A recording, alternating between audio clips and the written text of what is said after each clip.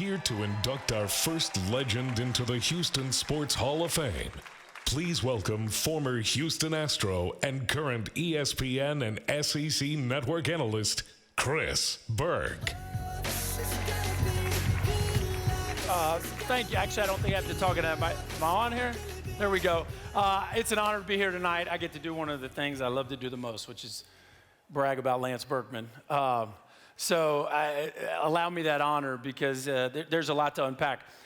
The video did a fantastic job of speaking to his greatness, but I've done some research of my own here over the last week just to kind of build the case, make sure everybody really has an appreciation for the greatness of Lance. They mentioned the 41 home runs he hit in college baseball. That's the third most homers ever hit in a college baseball season. He drove in 134 runs that year, the second most runs driven in the history of the game. From 01 to 09, okay, from 2001 to 2009, a 9-year span, Lance Berkman was 6th in all of baseball in WAR, which is a little bit of a new age stat, wins above replacement.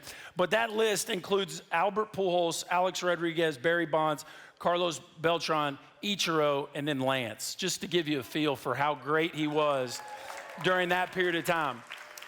In that same time frame, he was 7th in the big leagues in OPS, which is on base plus slugging. Look it up. I can't unpack it all.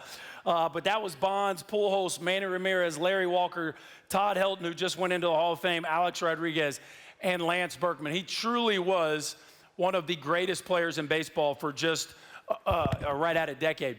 Also during that time, a very little known stat, in 2002, he played center field in Houston. A lot of people don't realize that. You might not look at him now and think he played center. He did. He played center field. In the history of the National League, I need y'all to stay with me here. Warren, you'll like this one. In the history of the National League, 6 people have ever played center field and led the leagues in runs driven in. Only 6. Only 6. The last time it happened was 1983 in Dale Murphy. Lance Berkman did it in 2002. Nobody else has done it this century. In 2002, Lance Berkman played center field and led the league in RBIs. You know who never did that? Was Willie Mays.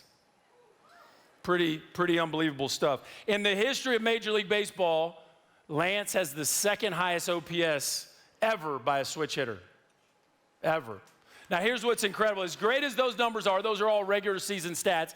What his teammates loved the most about him, besides his wit, which we're going to talk about here in a second, was he was, as the video said, one of the clutchest players that you ever see. How you define clutch, you play, John Wooden said it great, right? The goal of every athlete, to play your best when your best is required. Lance, as a regular season hitter, had a .293 career average.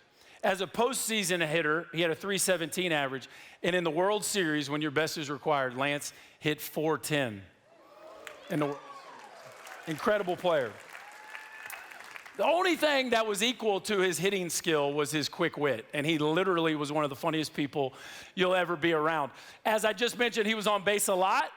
He was not one of the best base runners in baseball. There is no metric that would back that up. Matter of fact, he was a little bit infamous for his base running blunders, and Brad Ausmus, who was always quick to point that out, said, "Lance, you may be one of the worst base runners I've ever seen." And Lance said, "Well, Brad, when you get on base as much as I do, you're bound to make some mistakes." You literally could not stump the man. Am I right, Andy? You couldn't get him. So in 2005, some of you know, followed our team. We had the most unbelievable pitching staff: Andy Pettit, Roger Clemens, Roy Oswalt. We had this incredible pitching staff. We didn't hit a ton, okay? We didn't hit a ton. And so we, specifically when Roger pitched, we really struggled scoring runs, and it was becoming kind of a thing in our clubhouse. So one game, Rocket leaves the game. It's scoreless in the 7th. And we score 2 in the 8th, and we win the game, and Chad Qualls, at the time a young reliever, gets the win. And the media asked Lance after the game, "Are you guys disappointed that you couldn't get Rocket another win?" He goes, "Disappointed? Heck no." He goes, "That dude's won like 350 games. He's like, "We're pumped that Chad gets a win." You tell Rocket, if he wants a win, throw a complete game shutout and hit a homer. He gets to bat just like the rest of us do. So Lance was as quick-witted as they come, and one of the best quotes in baseball. What I would say personally, though, as a teammate, what sticks with me the most and what has an enduring legacy in my life and the life of my children and a lot of people that I meet with is Lance's boldness to share the gospel. He loved the Lord, he was obedient to the Lord, and he was bold and intentional in sharing that with his teammates.